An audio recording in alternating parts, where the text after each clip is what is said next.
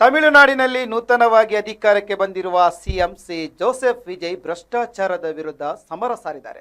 ಸರ್ಕಾರಿ ಇಲಾಖೆಗಳನ್ನು ಸ್ವಚ್ಛಗೊಳಿಸಲು ಮಹತ್ವದ ನಿರ್ಧಾರ ಕೂಡ ಕೈಗೊಂಡಿರುವ ಇವರು ಲಂಚ ಕೇಳುವ ಅಧಿಕಾರಿಗಳ ಪತ್ತೆಗೆ ಮಾಸ್ಟರ್ ಪ್ಲಾನ್ ಅನ್ನು ಮಾಡಿದ್ದಾರೆ. ಜೊತೆಗೆ ಸಾಕ್ಷಿ ಕೊಟ್ಟರೆ ಭಾರಿ ಮೊತ್ತದ ನಗದು ಬಹುಮಾನವು ಕೂಡ ಅವರಿಗೆ ಸಿಗಲಿಕ್ಕಿದೆ.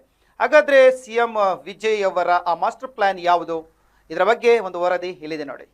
ತಮಿಳುನಾಡು ರಾಜ್ಯದಲ್ಲಿ ಭ್ರಷ್ಟಾಚಾರವನ್ನ ಸಂಪೂರ್ಣವಾಗಿ ನಿರ್ಮೂಲನೆ ಮಾಡಲು ಸಾರ್ವಜನಿಕರನ್ನ ಅಸ್ತ್ರವನ್ನಾಗಿ ಬಳಸಿಕೊಳ್ಳಲು ಸರ್ಕಾರ ಮುಂದಾಗಿದೆ. ಯಾವುದೇ ಸರ್ಕಾರಿ ಇಲಾಖೆಯಲ್ಲಿ ಅಧಿಕಾರಿಗಳು ಅಥವಾ ಸಿಬ್ಬಂದಿ ಕೆಲಸ ಮಾಡಿಕೊಡಲು ಲಂಚಕ್ಕೆ ಬೇಡಿಕೆ ಇಟ್ಟರೆ ಸಾರ್ವಜನಿಕರು ಅದರ ವಿಡಿಯೋ ಅಥವಾ ಡಿಜಿಟಲ್ ಸಾಕ್ಷ್ಯವನ್ನ ರೆಕಾರ್ಡ್ ಮಾಡಿ ಸರ್ಕಾರಕ್ಕೆ ಸಲ್ಲಿಸಬೇಕಾಗುತ್ತದೆ. ಹೀಗೆ ಲಂಚಕೋರರನ್ನ ರೆಡ್ ಹ್ಯಾಂಡ್ ಆಗಿ ಹಿಡಿದುಕೊಡುವ ನಾಗರಿಕರಿಗೆ ಸರ್ಕಾರದಿಂದ 1 ಲಕ್ಷ ರೂಪಾಯಿ ನಗದು ಬಹುಮಾನ ಸಿಗಲಿದೆ. ಈ ಯೋಜನೆಯ ಮುಖ್ಯ ಉದ್ದೇಶವೇ ಸಾರ್ವಜನಿಕರಿಗೆ ಶಕ್ತಿ ನೀಡುವುದು ಮತ್ತು ಪ್ರತಿಯೊಬ್ಬ ನಾಗರಿಕನು ಭ್ರಷ್ಟಾಚಾರದ ವಿರುದ್ಧ ಧ್ವನಿ ಎತ್ತುವಂತೆ ಮಾಡುವುದು. ಈ ಮೂಲಕ ತಮಿಳುನಾಡಿನ ಸರ್ಕಾರಿ ಕಚೇರಿಗಳಲ್ಲಿ ಪಾರದರ್ಶಕತೆ ತರಲು ಸಿಎಂ ವಿಜಯ್ ಕಟ್ಟುನಿಟ್ಟಿನ ಕ್ರಮಕ್ಕೆ ಮುಂದಾಗಿದ್ದಾರೆ.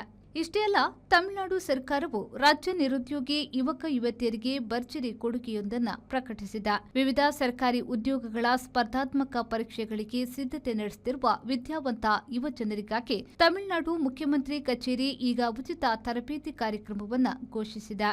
ಐಬಿಪಿಎಸ್ ಮತ್ತು ಆರ್ಆರ್ಬಿನಂತಹ ಪ್ರಮುಖ ನೇಮಕಾತಿ ಪರೀಕ್ಷೆಗಳಿಗೆ ಈ ಯೋಜನೆಯಡಿ ಉಚಿತವಾಗಿ ವ್ಯವಸ್ಥಿತ ತರಬೇತಿ ನೀಡಲಾಗುತ್ತಿದೆ.